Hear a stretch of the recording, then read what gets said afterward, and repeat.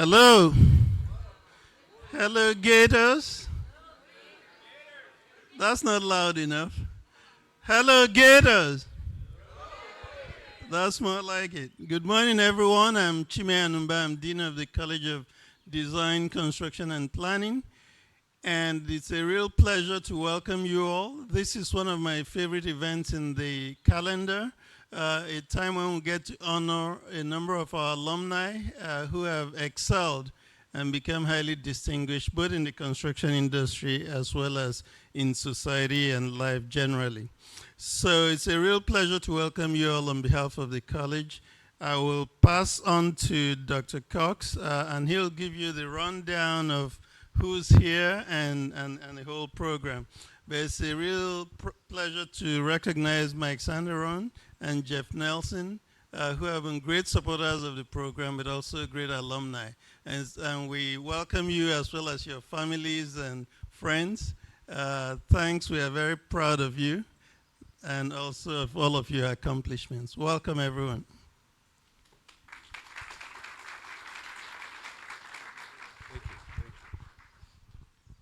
Good morning, everyone. I'm Robert Cox, and it's my honor to actually be here in this little alcove of the Construction Hall of Fame.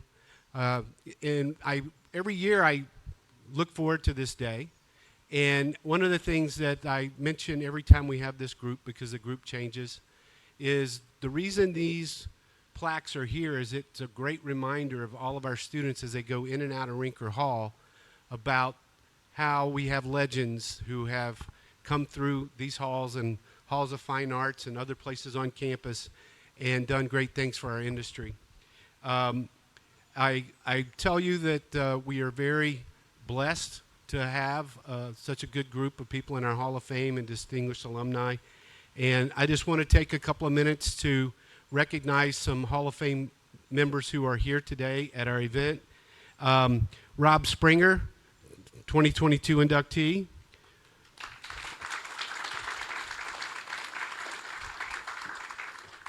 Dave Brandon, your Master of Ceremony, 2016. Bob Engel, 2012.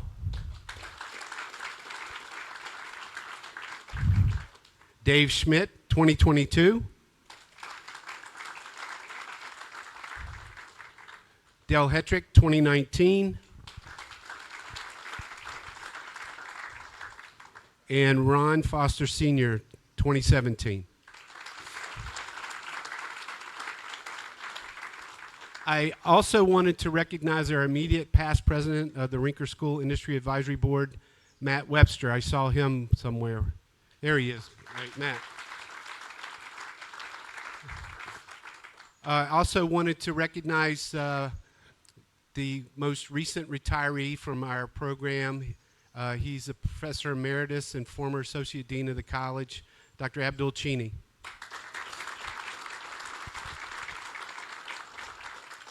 And there are so many faculty members here today, I'm not going to try to list them all. But if you're a faculty member, please raise your hand so that everybody can recognize you. All right. And I will tell you, nothing like this would ever happen without a whole group of people behind the scenes. Everybody's tried to put on events, even a little birthday party, and you realize how stressful it can be to organize it. In this case, we have a wonderful team from advancement and our events offices shared between the college and Rinker. And Seth, his staff in the college, Renee, Lindsay, and Kim Rosenstock, all of those folks, without them, this event would not even be happening right now. So let's give them a big round of applause.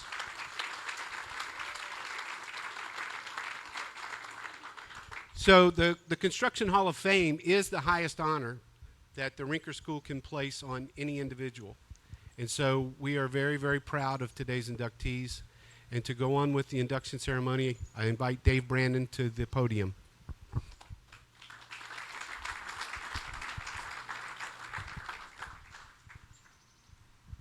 Thank you, Dr. Cox. Y'all hear me okay? A couple of housekeeping items just so you all know how the run of show will be. Immediately after I introduce each of our two inductees, They will come up, they'll receive their plaque, unveil the wall plaque, take a picture, and then sit down. And then after both inductees and we close out the ceremony, they will come up. The first picture will be with all current and past Hall of Fame members, and then it'll be opened up for family members to come up with their inductee in front of the plaque. As Dr. Cox stated, the Construction Hall of Fame is the highest honor that the M.E. Rinker Senior School of Construction Management can bestow. Dr. Brisbane Brown established the Construction Hall of Fame many years ago, along with a process to ensure that was only the finest in both achievement and character who would be given such an honor. I consider it a privilege and an honor today to introduce the most recent inductees, Jeff Nelson and Mike Santarone. And I am fortunate enough to be able to call both of these men friend as well. Today, Jeff and Mike join the ranks of a select few who are some of the best that have ever graduated from Rinker School, the best that have ever taught here, and the best leaders who have advanced this great school, this school that we love and believe to be the finest in the entire country. What makes this honor even more special is that although it is bestowed by the Rinker School, the inductees are nominated by the Hall of Fame members themselves, and it requires a unanimous vote of the selection committee that is made up of Hall of Fame members and the director of the school. It is also an honor bestowed by their peers. Not just any peers, but the members of the Hall of Fame themselves who have gone before them. So every name on the walls has to vote, and it has to be unanimous.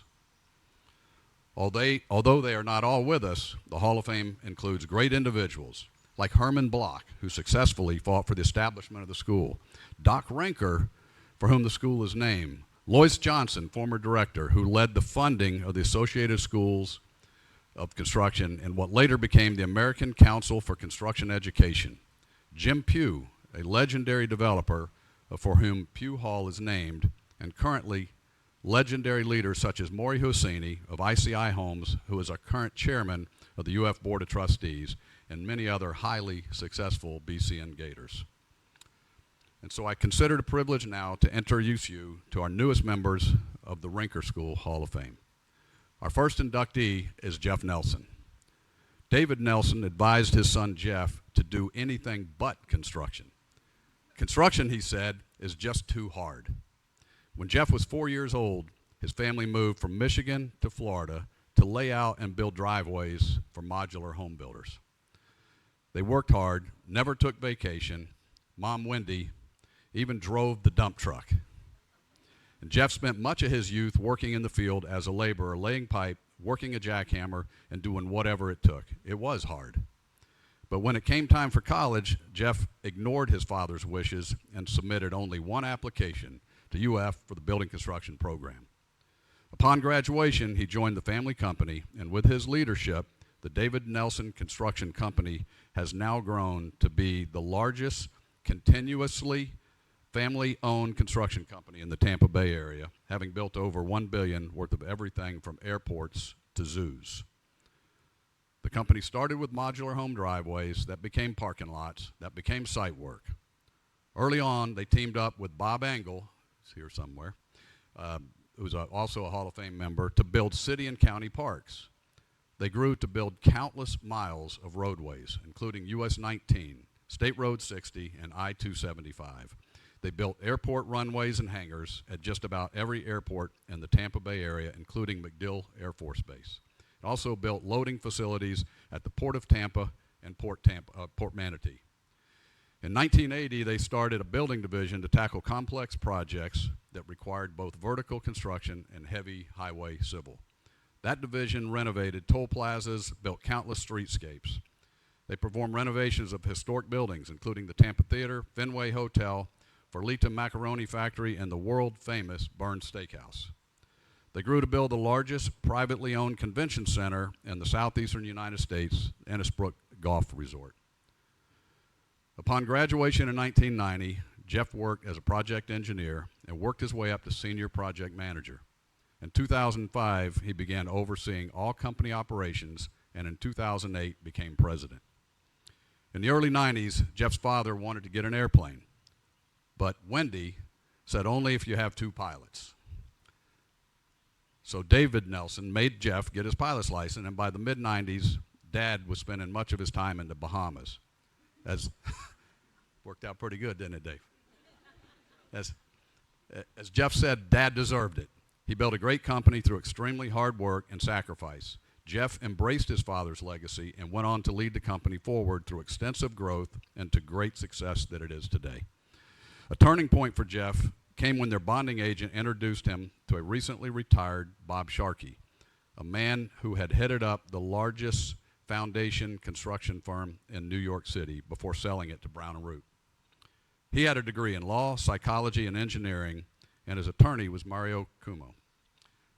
An expert in government procurement, he counseled Jeff to take advantage of their position in the industry and help them build the strategy that supercharged their opportunities in the public sector. Jeff's leadership was not limited to running the business. His industry leadership included involvement in numerous organizations such as Associated Builders and Contractors, National Utility Contractors Association. In 2003, Jeff became the youngest chairman of the Florida Transportation Builders Association. He has also held numerous positions, and in 2024, he is slated to become the youngest chairman of the nationwide American Road and Transportation Builders Association that represents the entire industry in Washington, D.C. Jeff is also very involved in Elisa's Greatest Wishes, an organization that funds numerous children's charity every year. He's also a staunch advocate for minority and small business development and just joined the board of Pinellas Education Foundation. In 2005, the Rinker School established regional clubs. Bob Engel was the first to volunteer to head this effort in Tampa Bay area, and Bob says, Jeff Nelson is going to help me. So after 17 golf scrambles and 15 fishing tournaments, the Tampa Bay BCN Gator Club is one of the strongest in the state. In 2006, Dr. Cheney asked if he would sponsor the heavy civil competition team as the Rinker School prepared to add heavy civil curriculum that Jeff had been advocating for since the early 90s. But when he learned that the students had absolutely no training in bidding, scheduling, or building a DOT project, he put together the basic spreadsheets, schedules, and other information, then came to Gainesville multiple times every week to train and prepare the students and coach the team. They soon became competitive and even won. Eventually, Dr. Minchin was added to the faculty to teach the heavy civil classes that Jeff had advocated for so long. Jeff also served on the Rinker School's Industry Advisory Council from 2009 to 2019, and he continues to guest lecture in Dr. Minchin's classes twice a year about project management and or equipment. Jeff and Debbie Nelson met in the 5th grade and have been married for 26 years. Debbie's maiden name was Nels, and since the word Nels alphabetically comes just before Nelson, Debbie sat directly in front of Jeff in homeroom from 5th grade all the way through high school graduation. Sorry, Debbie. But it took until several years after graduating college before he could get her attention. Debbie is a pediatric occupational therapist and is now specializing in hospice care. Jeff and Debbie have 3 wonderful children, a son Matthew, daughter Mackenzie, and daughter Alexandra, who just brought them their first grandchild 1 month ago. It is now my distinct honor and pleasure to introduce you and to congratulate Jeff Nelson on his induction to the M.E. Rinker School of Construction Management Hall of Fame. Jeff?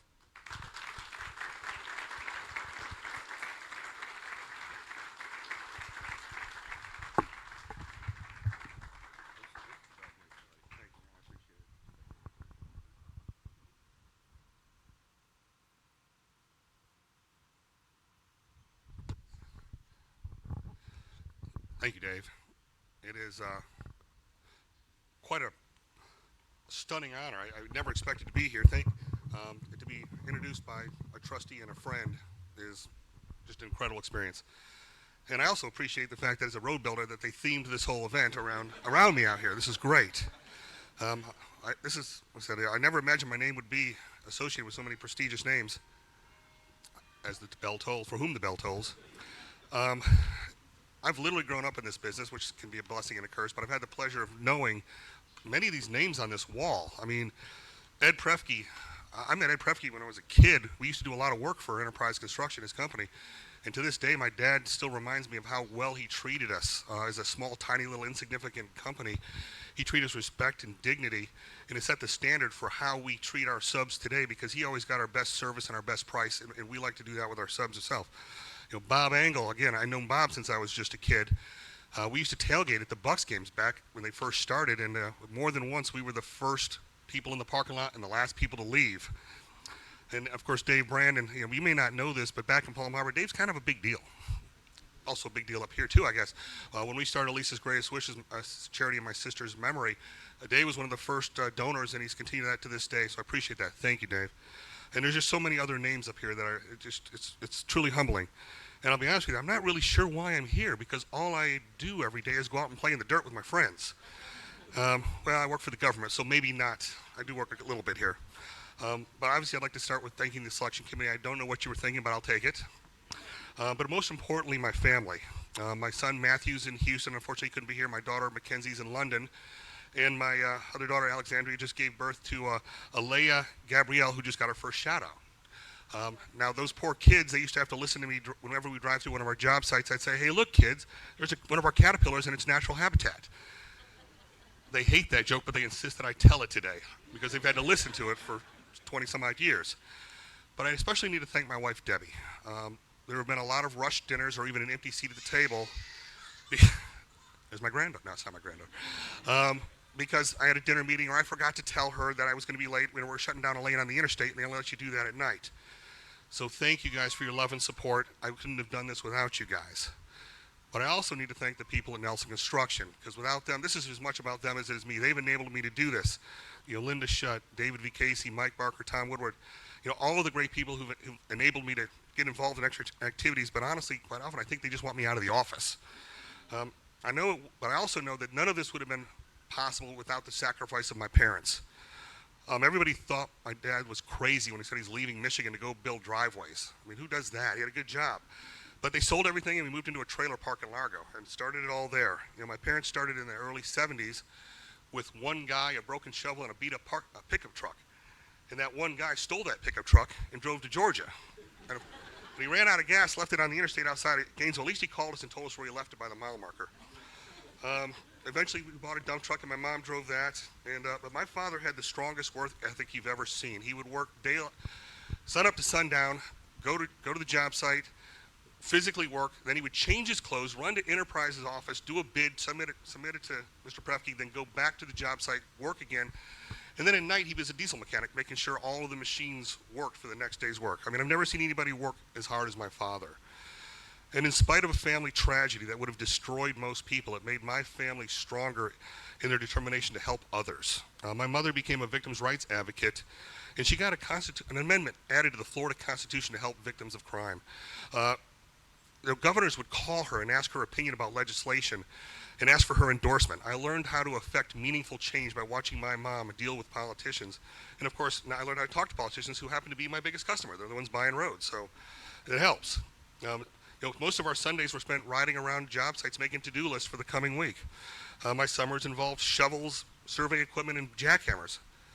I hated the jackhammer. But my mom hated the vocabulary I learned working on the pipe crews, so I got the jackhammer.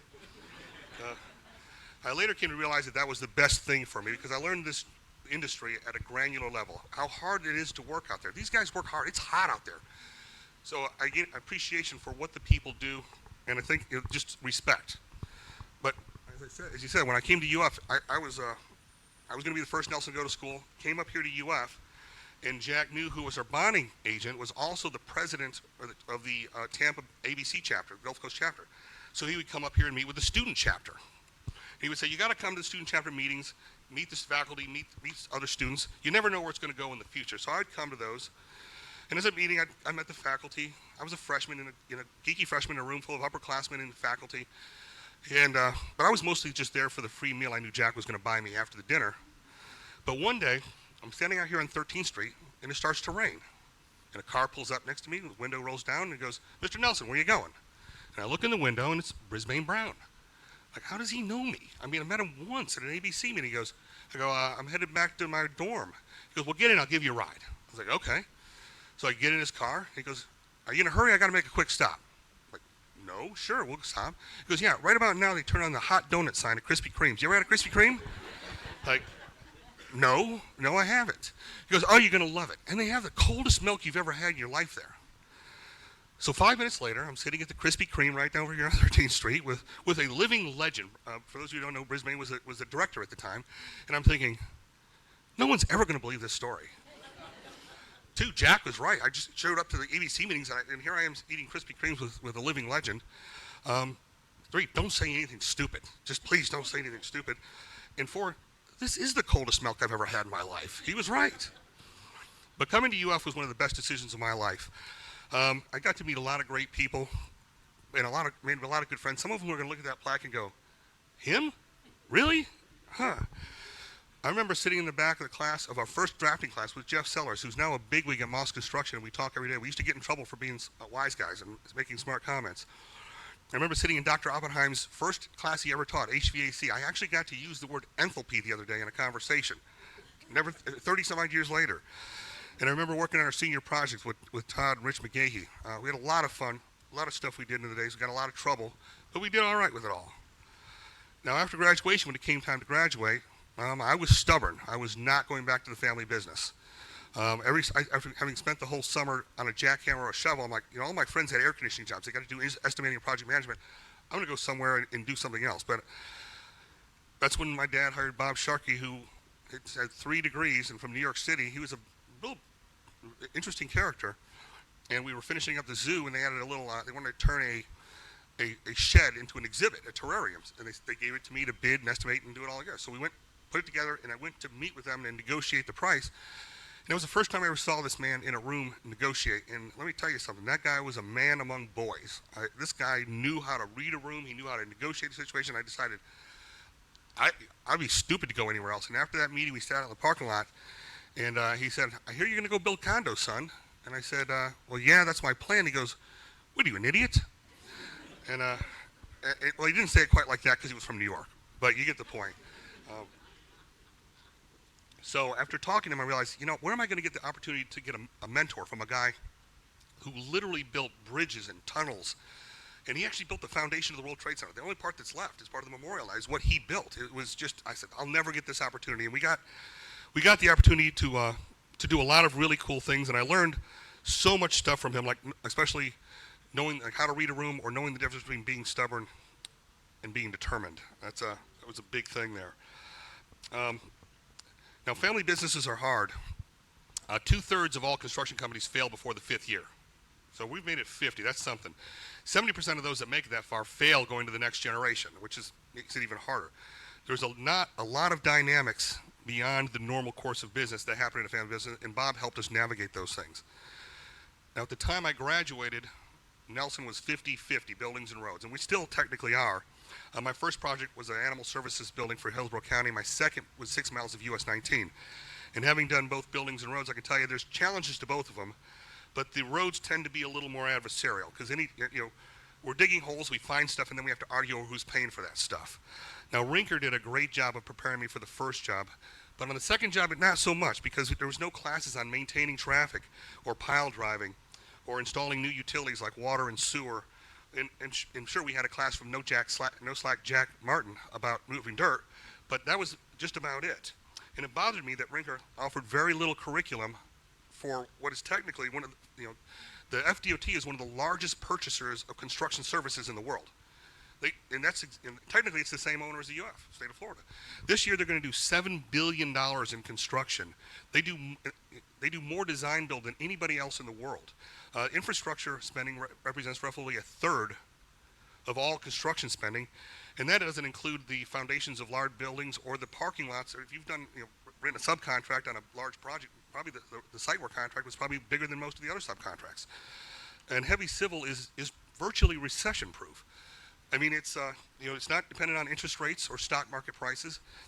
When the economy's faltering, the government spends more money on infrastructure. So it bothered me that we really weren't doing anything for that segment of the economy. Well, I was bemoaning this with a friend of mine, Kyle, who I've known Kyle Mueller since the 5th grade, and he says, well, what are you doing to fix it? And I'm like, man, I hate it when he does that to me. So I said, all right. So I met with Dr. Waylon Chang in the early 90s, and I started saying, hey, listen, he asked me, what can I do?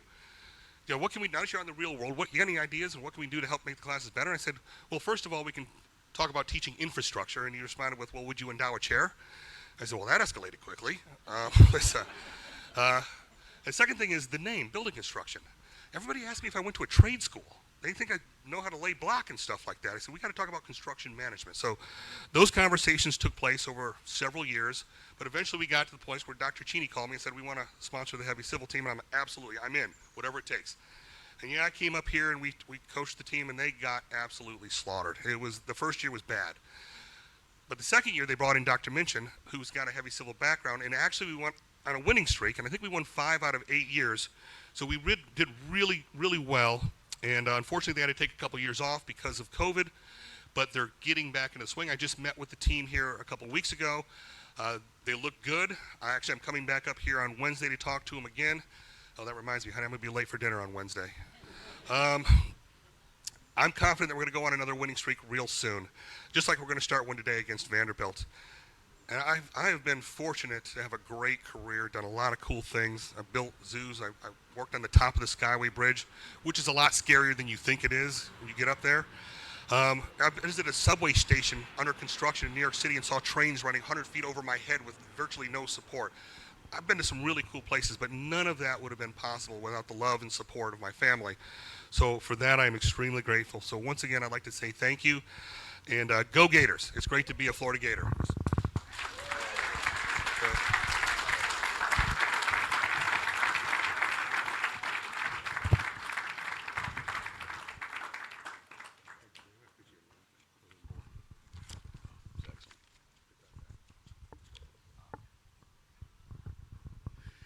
It is now my pleasure to introduce you to our next inductee, Mike Santarone.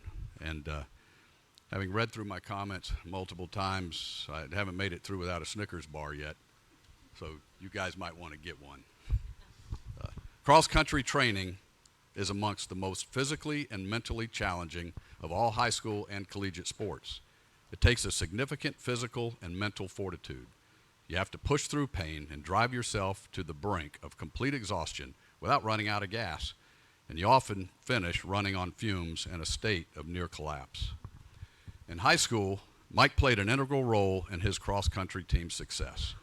Every year he was on the team, they won the regional and district championships and finished in the top 10 in the state. So why am I telling you this? When you're young, you often don't know your own potential, and Mike, who was the middle child, didn't really see his. He didn't realize that his cross-country training and prowess prepared him well for the perseverance he would need for the significant challenges that would lay ahead for him in both college and in his professional career. He arrived at UF in 1979 feeling like he had no real ambition or goal and thought that maybe he should try to become a forest ranger or landscape architect. He will tell you the story of what changed that goal, which subsequently included this quote-unquote unambitious student deciding to take an overwhelming 27 credit hours in one semester, 18 at UF, the max they would allow, and an additional 9 credit hours at Santa Fe Community College just to clear all the requirements to get him into the Rinker School the year that he wanted to enter. That was the first test of his fortitude, the foundation of which was laid in his cross-country training. One of Mike's other great attributes is his natural ability to build meaningful, lasting personal relationships easily. That attribute, his strong values, high character instilled in his upbringing, and his competitive ability to persevere gave him all the tools he needed to become a strong and effective leader. But it wasn't easy, especially in the beginning. Mike graduated into a difficult job market, and with no intern experience to help him, he was not offered a job upon graduation. Mike never forgot how that felt and never forgot about the importance of internships, an opportunity he never had. Upon graduation, he traveled around the state for several weeks, living in a pup tent and reaching out to the relationships he developed in high school and college. He persevered again and received an offer from Calmark Communities out of Tampa. He was soon transferred to St. Augustine for a 3-year agreement to help build the Ocean Gallery condominium complex. There he gained a wealth of knowledge, working under Al Cohen, a brilliant albeit somewhat ruthless individual. Growing tired of the residential condo business, a friend introduced him to Ron Foster Sr., a fellow Rinker grad and Hall of Famer of 2017, who had just started the Stellar Group, a design build focused on building industrial projects. As fate would have it, their first project was Epping Forest, a residential community on the banks of the St. Johns River. For the first time in Mike's career, he felt qualified to jump right in. So he took the job with the understanding that when this project was done, he would be allowed to phase into the industrial construction side. He spent 3 years working on Epping Forest, followed by 3 years on the road, constructing a 100,000 square foot industrial freezer in Allentown, Pennsylvania, a corporate office building for Tropicana Orange Juice in Bradenton, and a 65,000 square foot milk and ice cream manufacturing plant for Winn-Dixie in Hammond, Louisiana. In 1992, Stellar was awarded the largest project they had ever built, a major pork slaughter plant for Smithfield Foods in Tar Heel, North Carolina. 30 years later, that plant is still the largest of its kind in the world. Mike spent 3 years on this project that more than tripled in scope during the course of his agreement. Mike credits the education from Rinker and cross-country endurance experience with carrying him through the rigors of that fast-track project. The success of this project launched them heavily into the food processing industry. Ron Foster then divided the company into divisions, giving Mike the responsibility for the food processing division. Over the next 25 years, Stellar grew to become the dominant player in the niche food processing business in the United States, and it now generates 75% of Stellar's annual revenues. Mike went on to hold positions as vice president, senior vice president, president, CEO, and now executive chairman. His career has taken him to projects throughout the United States, including Alaska and Hawaii, around the world, including the Bahamas, Costa Rica, Dominican Republic, St. Thomas, Canada, Mexico, Colombia, Venezuela, Brazil, France, Portugal, Saudi Arabia, Qatar, Dubai, and China. As a young man, Mike may not have seen his own potential, but through his extensive experience, he now readily sees it in others. And with all of his life experiences and travels, Mike's greatest joy and the highlight of his career has been watching the growth, both personal and professional, of the hundreds of people who came through Stellar's door and assisted Stellar in their remarkable growth. Many of them started as intern, a chance Mike never got, and are now leading Stellar to the next level. Mike says the one thing I've learned through it all is it's all about people. Mike has also been significantly involved in his community, including serving on the boards of Sutzbacher Homeless Center, UF Health Jacksonville, Flagler College, and Williams YMCA. He serves as a junior warden for the St. Patrick's Episcopal Church Vestry.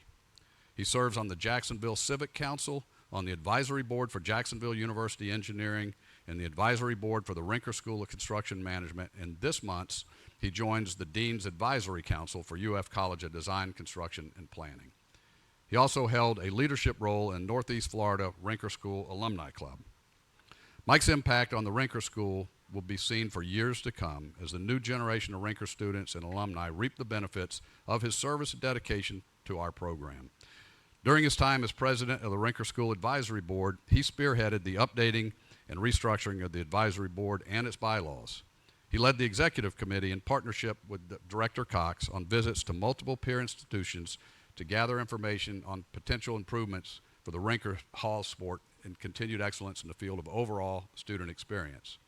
The undertaking became known as the Rinker Renovation Project, which modernized existing facilities and has enhanced the student experience in Rinker Hall.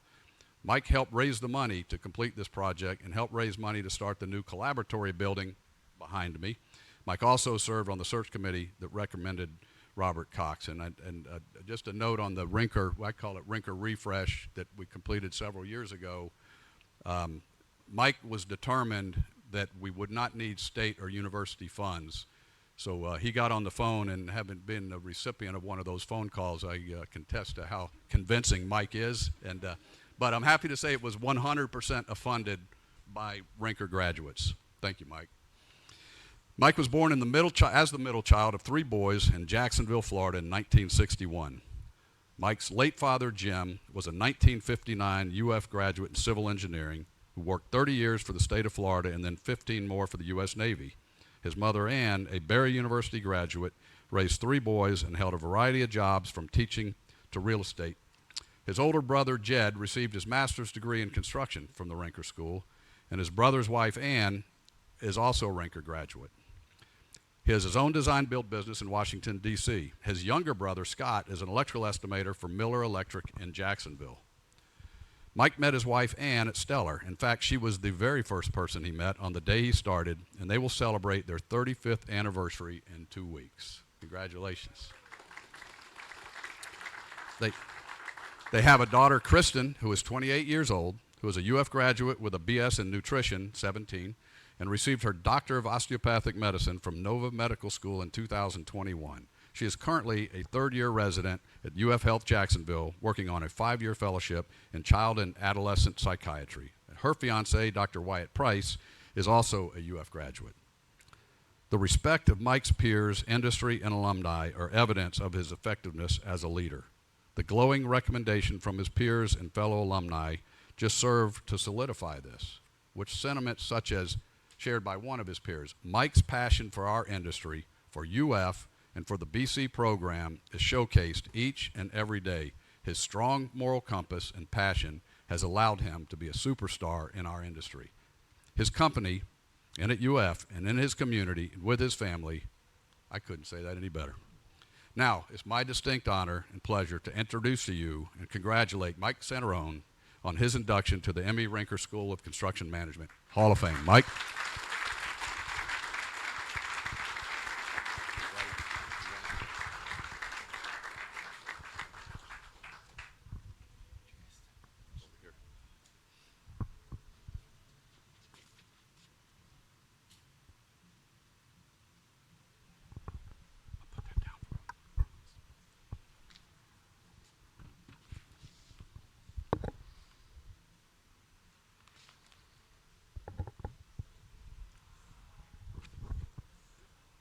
Thank you, David, Dr. Cox, Dean Anumba. For those of you out there, that is a superstar team right there, and this university has never been served better, and we are in a renaissance period, and we appreciate your leadership. I want to thank the Hall of Fame committee, especially Steve Palmer and all the Hall of Fame members. I am humbled to be sharing this space on the wall with you today. I want to thank the DCP and Rinker staff and the amazing job you do each and every day. From development to academics to research, you are the best in the business. I have personally visited 5 of the peer schools, and I can honestly say we are the best. There's nobody even close. I want to thank my fellow Rinker Advisory Board members for their incredible passion to the school. I especially want to acknowledge the following gentlemen who served on the executive team with me for the past 5 years. Dale Hedrick, Rob Springer, Matt Webster, who's here, John Harris, Brett Atkinson, Nick Salzi, Sean DiMartino, and Brian Suddeth.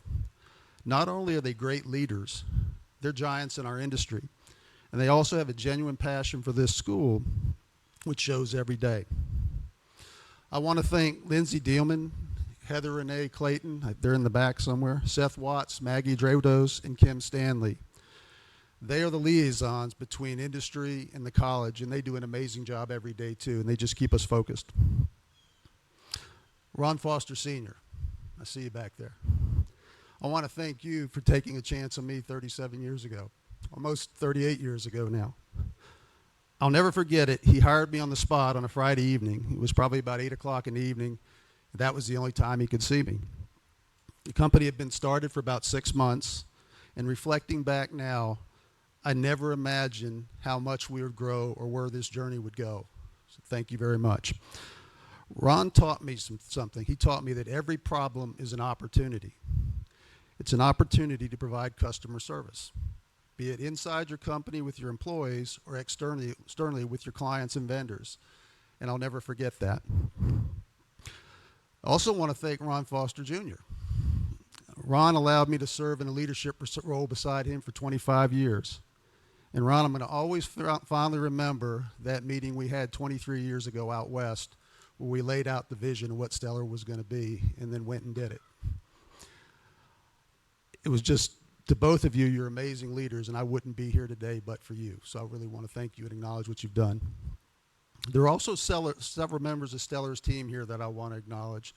Brian Capel and Richard Lovelace, both Rinker grads. Brian is our CEO, and Richard Lovelace is our executive vice president. They're in here somewhere. So thank you for your service, and thank you for making my job easy. Mike Woodridge, our corporate counsel, is here. Mike's the only attorney I've ever seen that got 2 documents through UF legal system in less than 6 months with only 1 change. I also want to acknowledge the rest of my executive team that are not with us here today: Scott Witt, Jeff Williams, Kevin Dufresne, Mike Netting, Bob Owens, and Clint Pyle. They were amazing people and an amazing team to work with for all those years. There are 3 amazing administrative assistants I also need to acknowledge. Clarissa Ramos, a wonderful woman who passed away sadly a month ago. Nicole Patchett, who helped me in the early days of Stellar. And Stephanie Petraglia, who was here somewhere. Stephanie, I can't think of anything anymore. I can't thank you enough. You've been the gatekeeper. You actually managed my schedule. I never missed a dinner, never missed a flight, never missed a hotel. I can't thank you enough for all you did. You've been wonderful. A few other friends I want to acknowledge. Paul Petraglia, he was our pilot for many years. He got me places safely, and I want to thank you. Marty Fiorentino's here somewhere. Fred Franklin's here somewhere. Lamar and Dolores Khalil. Richard and Darlene Lovelace, Roger and Susie Smith. So thank you for being here today. And if I missed somebody, I'm sorry, but thank you for my friends that are here today.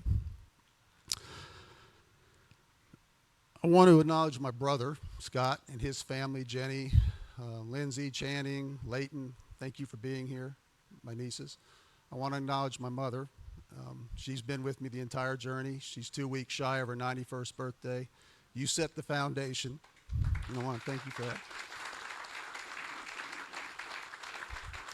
I want to acknowledge my late father, who was probably the biggest gator in the room. My dad was a civil engineering graduate from 1959, and I know he's here with us in spirit today. I want to acknowledge my daughter, Dr. Kristen Santrone. I have to say that now. And her fiance, Dr. Wyatt Price. And Kristen, when she was younger, we used to watch the movie A Christmas Story. Kristen, this is a major award. So, finally, I've got to acknowledge my beautiful wife, Ann. As David mentioned, she was the first person I met at Stellar when we unlocked the door. So it's been a 35-year ride. You've been a big part of it. Couldn't have done it without you, and I just want to thank you and tell you I love you.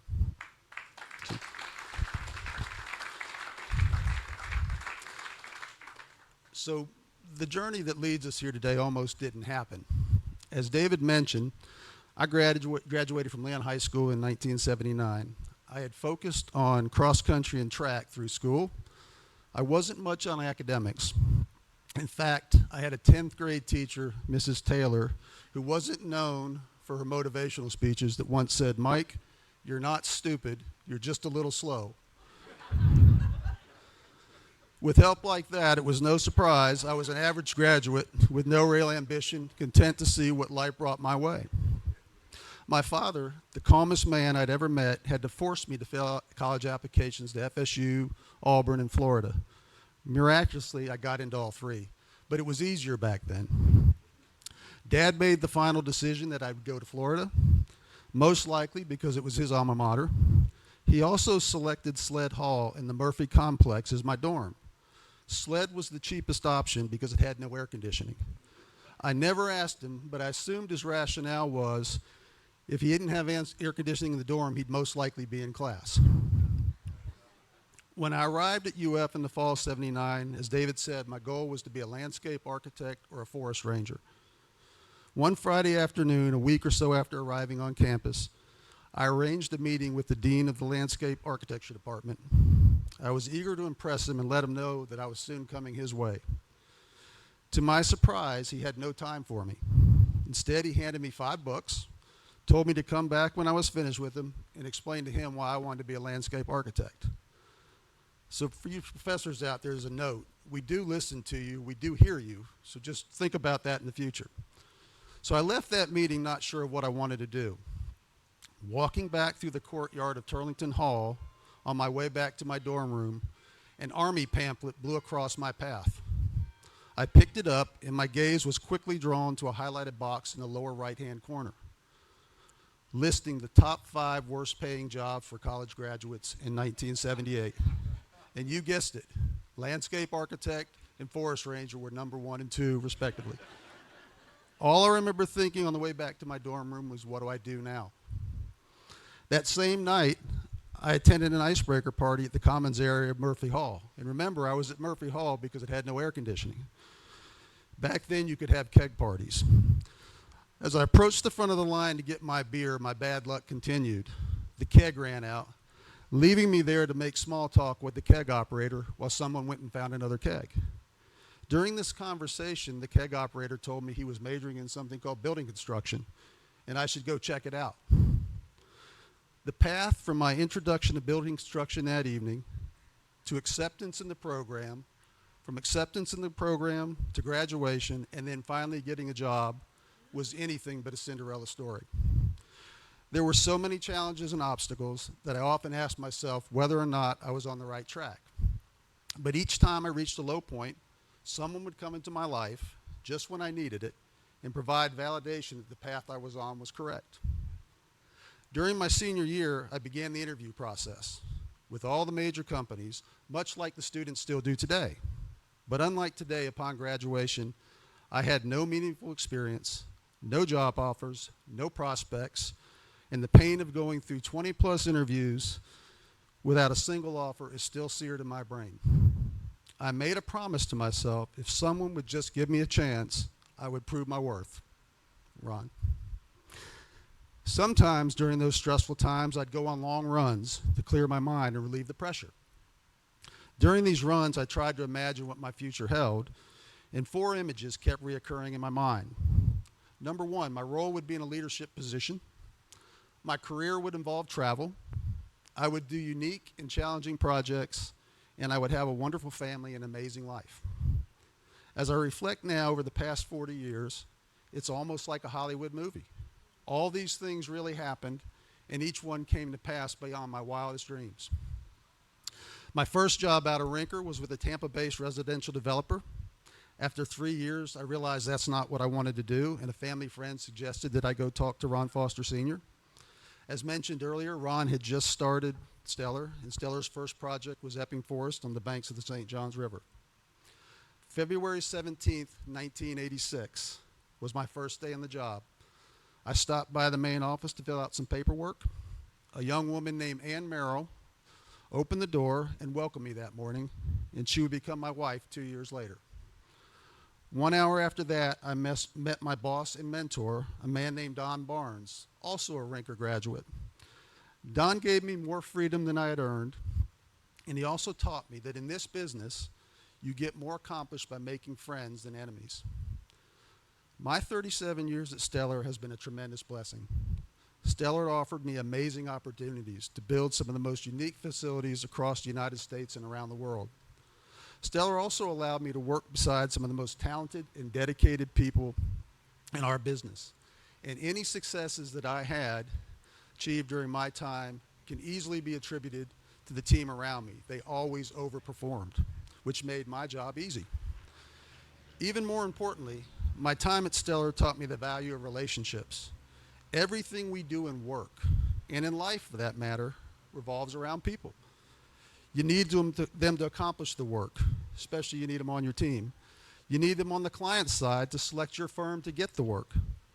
Building relationships with people has been the single most gratifying part of my career, and I firmly believe it's led me to an amazing life.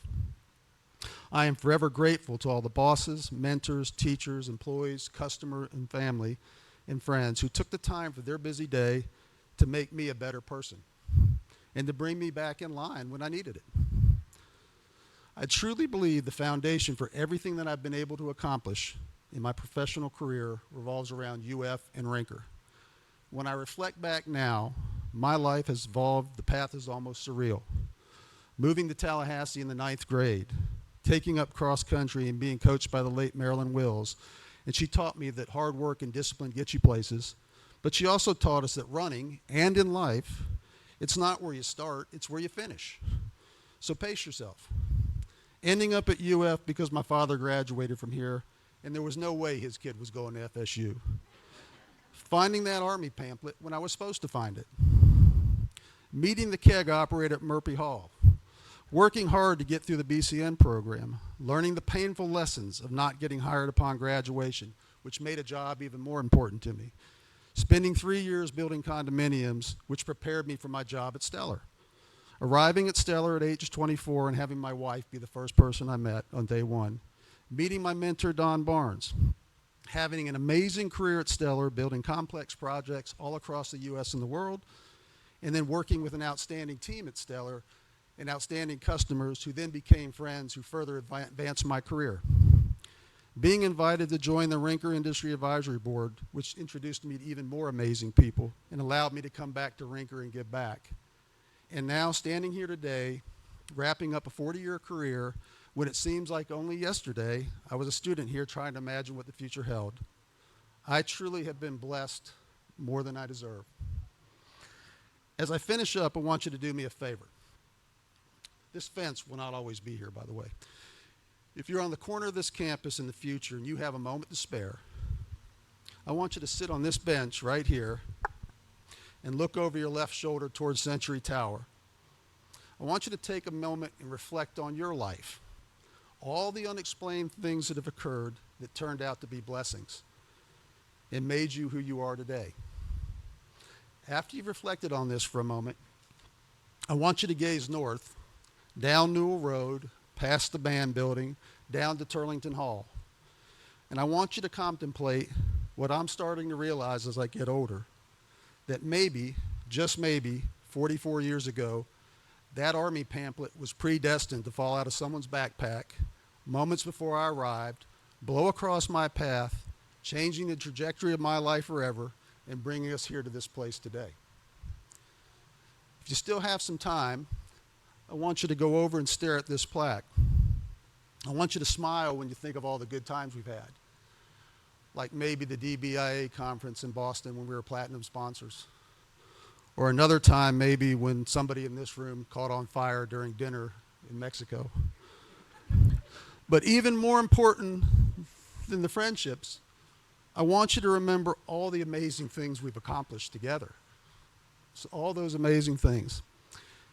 After you think about this, I want you to stare very closely at that plaque, especially at the embossing, because when you do, you'll see what I already know, and that is that your name's up there too, because none of us got here by ourselves.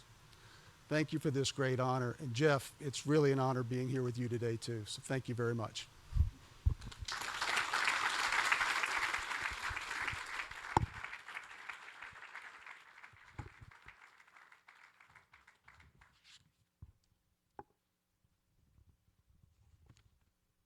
Okay, before I offer a few closing comments, I want to introduce someone. Just as special as this morning is to be able to induct my friends Jeff Nelson and Mike Santarone, I thought we need to do something a little more just to make it unique, make it something that they remember for a very long time. So we're honored this morning to have with us the 13th president of the University of Florida, Dr. Ben Sass. And would he come up, please, and share a few comments?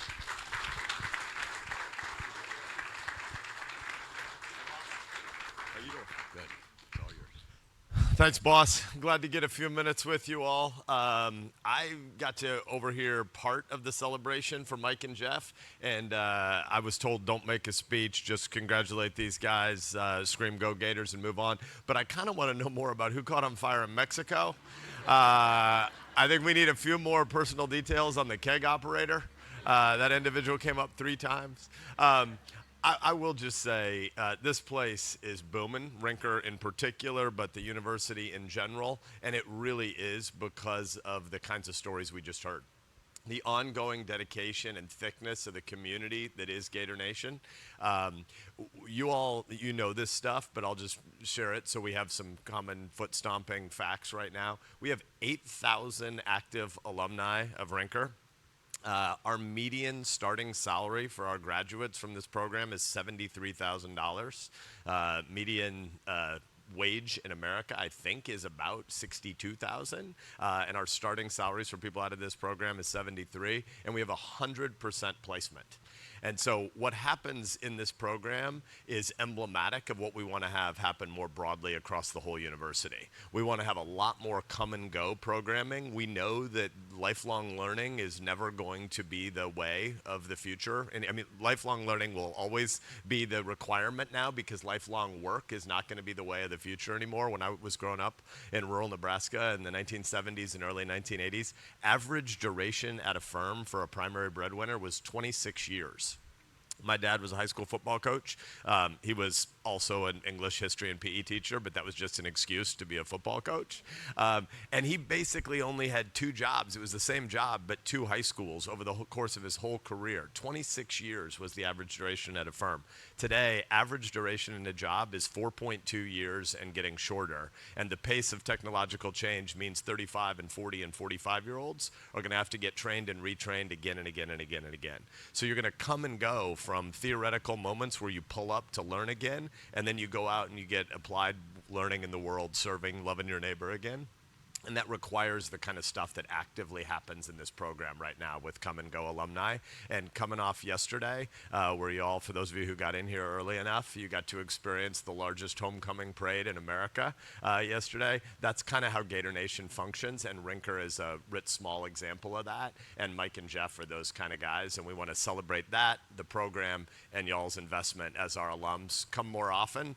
We promise we will get this fence taken down from the end of the last comments, and we'd love to have you on campus a lot more often. So I'm going to give the microphone back to my boss, but go Gators.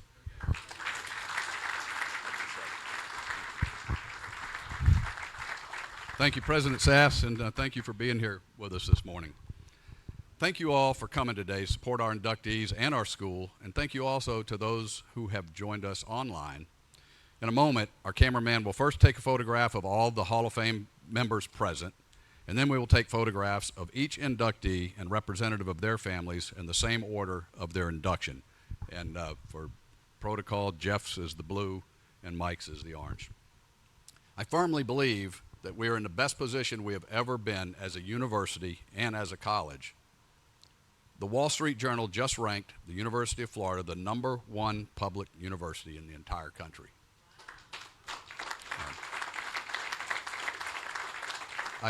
I also believe that with the continued leadership of Dean Anumba and Dr. Robert Cox, the support of our Hall of Fame legacy members who have come before, and the support of legacy of the great leaders that we have inducted here today, that the Rinker School is blessed with an extremely bright future. And I can tell you, by working side by side for the last 9 months almost, with President Sass, that the future of this university and the vision he has for our great university has never been brighter. We are in good hands, great things to come. Be safe, stay strong, and go Gators.